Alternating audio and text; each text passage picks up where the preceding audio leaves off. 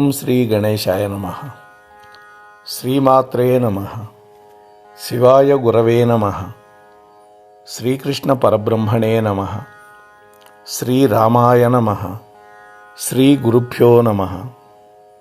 నమః శివాభ్యాం నవయవ్వనాభ్యాం పరస్పరాశ్లిష్టవపుర్ధరాభ్యాం నగేంద్రకన్యా వృషకేతనాభ్యాం నమో నమః శంకర పార్వతీభ్యాం. హర హర మహాదేవ. మోహనవాణి ఛానల్ ద్వారా ఈ వీడియోని వీక్షిస్తూ ఉన్నటువంటి భక్తామ తల్లులకు తండ్రులకి ముందుగా నా యొక్క సాధువాదాలు. ఈ రోజున శివుడి యొక్క కొన్ని నామాలు, ఆ నామాలు మనకిచ్చేటటువంటి సందేశాలు అనేటువంటి అంశం మీద మాట్లాడుకుందాం. శివ అనేటువంటి 2 అక్షరాల నామం సమస్త మంగళాలను మనకు ప్రసాదించేటటువంటిది. శివుడు అంటే మంగళకరుడు. మంగళం అంటే ఏంటి? మనకి మేలు చేసేటటువంటి వాడు. ఏమిటా మేలు? ఆధ్యాత్మికంగా, లౌకికంగా కూడా 2 రకాలుగా మేలు చేసేవాడు శివుడు. శుభాలన్నీ కూడా గుణాలే కదా. అనేక గుణాలకి నిలయమైనటువంటి వాడు శివుడు. అందువల్ల లోకమంతా శంకరుణ్ణి ఆరాధిస్తుంది, అభిషేకం చేస్తుంది, శివనామాన్ని జపిస్తూ ఉంది, ఆయన దర్శనం కోసమే తపిస్తుంది. అది శివుడి యొక్క గొప్ప వైశిష్యం. మొట్టమొదట త్రినేత్రుడు అనేటువంటి నామానికి వెనకాతలు ఉన్నటువంటి అర్థం, పరమార్థం ఏంటో చూద్దాం. శివుడి యొక్క అనంత గుణాలలో త్రినేత్వత్వం అనేది ఒకటి. అంటే 3 కళ్ళు కలిగి ఉండడం ఒకటి. కుడి కన్ను సూర్యుడు, ఎడమ కన్ను చంద్రుడు, లలాటంలో అగ్ని. ఇవి శివుడికి ఉండే 3 కళ్ళు. అలా 3 కళ్ళు కలిగి ఉండటం వల్ల ఆయన్ని త్ర్యంబకుడు అనేటువంటి పేరు కూడా చెప్పుకుంటాం. ఒక్క శంకరుడికి మాత్రమే 3వ కన్ను ఉంది లలాటంలో. మిగిలినటువంటి ఏ దేవీ దేవతలకి లేదు. అదే శంకరుడి యొక్క ప్రత్యేకత. అందులోనే ఎంతో అర్థం ఉంది, పరమార్థం ఉంది. సూర్యుడు మనకి ఆరోగ్య ప్రదాత. చంద్రుడు మన మనస్సుని ప్రేరేపించి సంతానకారకునివుతాడు. భార్యాభర్తల మధ్య అనురాగాన్ని వృద్ధి పొందిస్తాడు. అగ్ని తేజోగుణానికి సంకేతం. అగ్ని అనేది లేకపోతే మన శరీరం కూడా ఉష్ణోగ్రతతో ఉంటుంది. ఆ ఉష్ణోగ్రత లేకపోతే చల్లబడిపోతే వీడు చచ్చాడరా అంటాం కదా. అందువల్ల ఈ 3 కూడా ప్రతి మనిషిలో కూడా ఉండాలి అనేటువంటి సత్యాన్ని శివుడి యొక్క త్రినేత్వత్వం మనకు చెబుతోంది. ఇక 2వ నామం భస్మధారి. భస్మాన్ని శరీరం అంతా ధరిస్తాడు. అందుకని శివుడు భస్మధారి అయ్యాడు. ఈ మధ్యనే మేము ఉజ్జయిని వెళ్ళాం.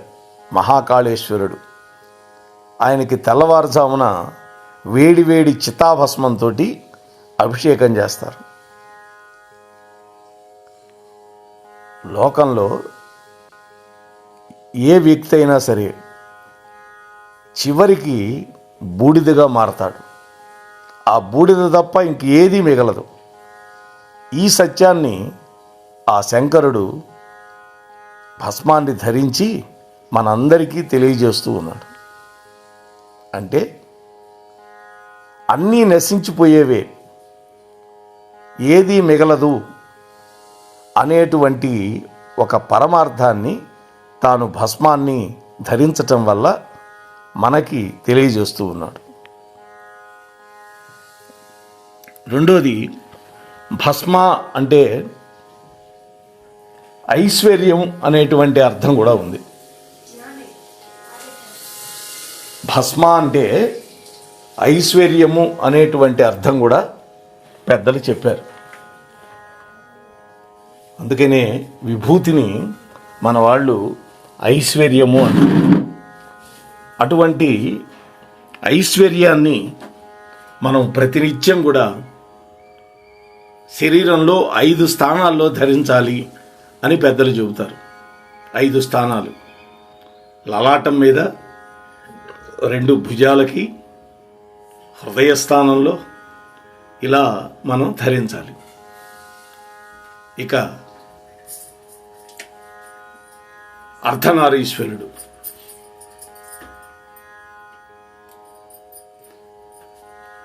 అర్ధనారీశ్వర తత్వం అనేది శంకరుడికి ఉండేటటువంటి అద్భుతమైనటువంటి లక్షణం. అంటే పరమేశ్వరుడు తన అర్ధాంగ లక్ష్మికి తన శరీరంలో సగభాగం ఇచ్చాడు. ఎవరైనా చేయగలరా అలా? ఆలోచించండి.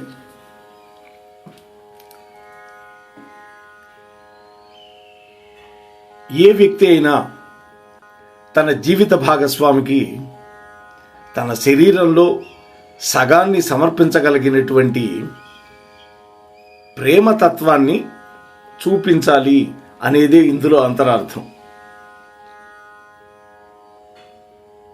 అంటే భార్య వేరు భర్త వేరు కాదు, ఇద్దరూ 2 శరీరాలతో ఉన్న ఏక మనస్కులు అని చెప్పడం కూడా. శ్రీమద్ రామాయణంలో సుందరకాండలో సీతమ్మను చూసిన తర్వాత ఆంజనేయ స్వామి మనస్సులో అనిపించిన మాట ఏంటో తెలుసా? రాముడు పొద్దుగూకులు సీత సీత సీత సీత అని పలవరిస్తుంటే రాముణ్ణి కాముకుడేమో అని నేను అనుకున్నాను. కాదు, ఇక్కడికి వచ్చి చూస్తే రామా రామా రామా అని పలవరిస్తూ ఉన్నది ఈ అమ్మాయి సీతమ్మ. కాబట్టి వాళ్ళు ఇంకా బతికి ఉన్నారు అంటే కారణం సీతమ్మ మనస్సు రాముడి దగ్గర ఉంది, రాముడి యొక్క మనస్సు సీత దగ్గర ఉంది. అందుకనే వాళ్ళు ఇంకా బ్రతికి ఉన్నారు. నేను పొరపాటు పడ్డాను, వాళ్ళు కాముకత్వంతో ఉన్నారని అపోహపడ్డాను అని అనుకుంటాడు సుందరకాండలో హనుమస్వామి. కాబట్టి అర్ధనారీశ్వర తత్వం చాలా గొప్పది. ఇక గరళకంఠుడు అని, పాలసముద్రాన్ని మథిస్తూ ఉన్నప్పుడు మొట్టమొదట కాలకోట విషం పుట్టింది. అప్పుడు దేవతలు దానవులు భయపడిపోయి చల్లాచెదురైపోతే విష్ణుమూర్తి వాళ్ళందరినీ వెంట పెట్టుకొని కైలాసానికి తీసుకొచ్చాడు.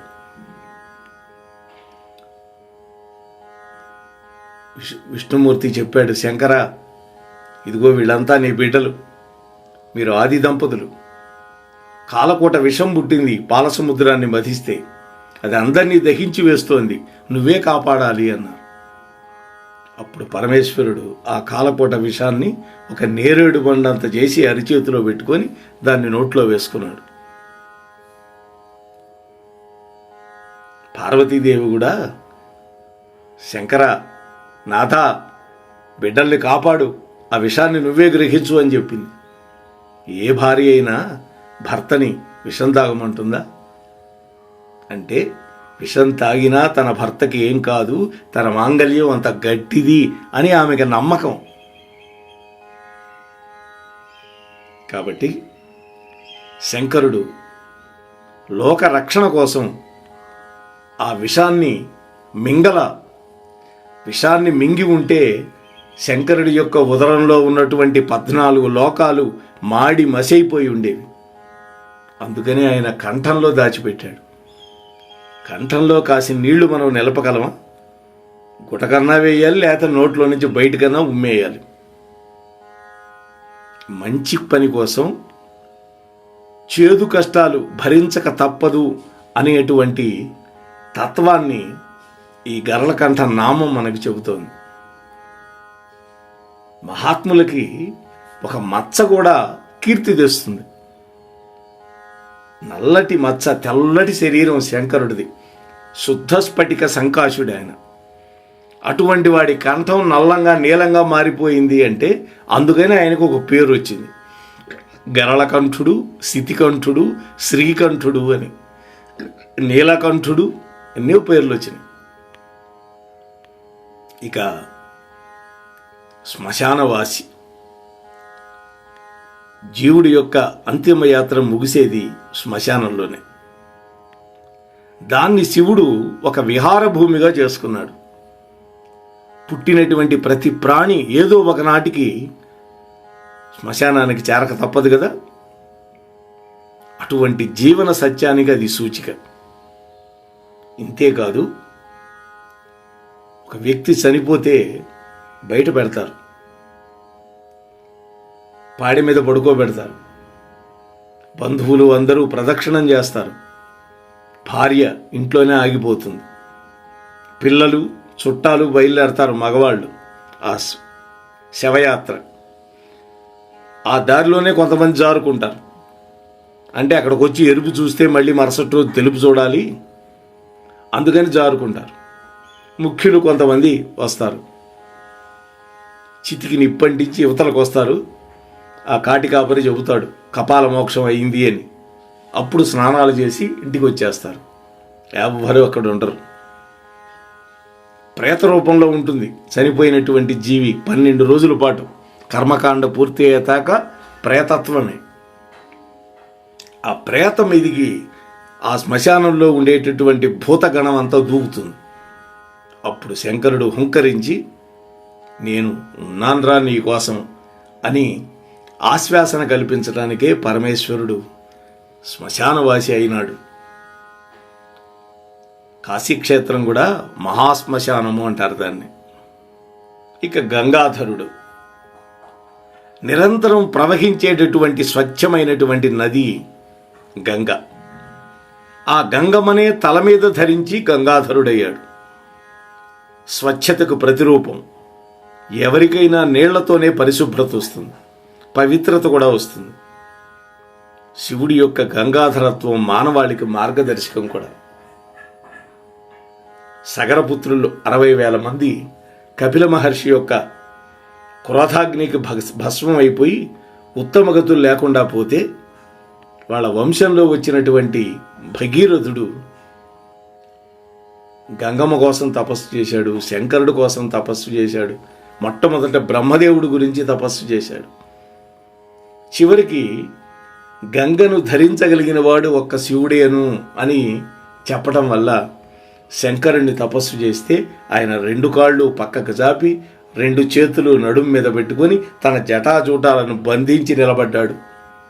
గంగమ్మకి అహంకారం వచ్చింది, నన్నా ఈ శివుడు పట్టేది అని. ఒక్క దూకు దూకింది జటాజూటంలో. అదే రావణాసురుడు జటా కటాహ అనే ఒక స్తోత్రం కూడా ఉంది. అందులో సుళ్ళు తిరిగింది ఒక 1000 సంవత్సరాలు. భగీరథుడు మళ్ళీ ప్రార్థించాడు, స్వామి అంటే అప్పుడు ఒక జటని కొంచెం లూజ్ చేస్తే అందులో నుంచి గంగమ్మ బయటకు వస్తే శివుడి యొక్క అంగాంగాలని ప్లావితం చేస్తూ వచ్చింది. కాబట్టి హరిపాదోద్భవ మొట్టమొదట అమ్మవారు విష్ణుమూర్తి యొక్క పాదాల నుంచి ఉద్భవించి శంకరుడి యొక్క అంగాంగాలని ప్లావితం చేసి భూమి మీదకు వచ్చింది. దేవనది అయినటువంటి మందాకిని భూలోకానికి వచ్చి భాగీరథిగా పిలువబడింది.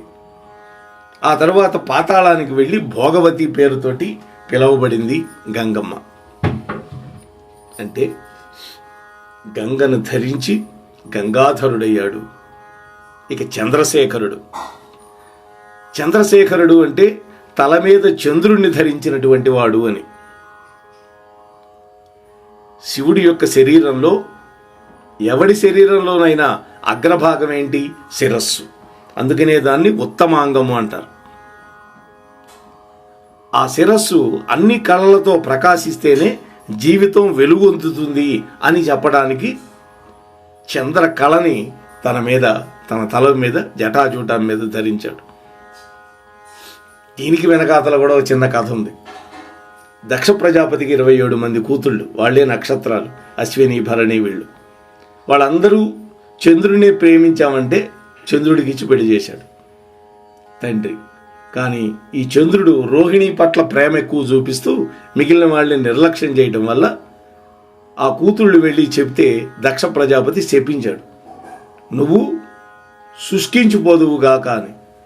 చంద్రుడు ఎప్పుడో శుష్కించిపోయాడో, ఎప్పుడైతే ఓషధులన్నీ పండటం మానేసినాయి, అప్పుడు దేవతలంతా బ్రహ్మదేవుడి దగ్గరికి తీసుకువెళ్ళాడు ఈ చంద్రుడిని. అప్పుడు బ్రహ్మ చెప్పాడు, నాయన సోమనాథేశ్వరం ఉన్నది గుజరాత్లో సముద్ర తీరంలో, అక్కడికి వెళ్ళు, ఆ సోమనాథ లింగాన్ని చక్కగా అభిషేకం చేయి, అక్కడ శివనామాన్ని జపించు అని చెబితే అప్పుడు శివుడు ప్రత్యక్షమైనాడు ఆ పూజలకి. నాయన దక్షుడి యొక్క శాపాన్ని మళ్లించేటటువంటి అవకాశం లేదు, కాకపోతే నీకు వృద్ధి క్షయం రెండూ ఉంటాయి అన్నాడు.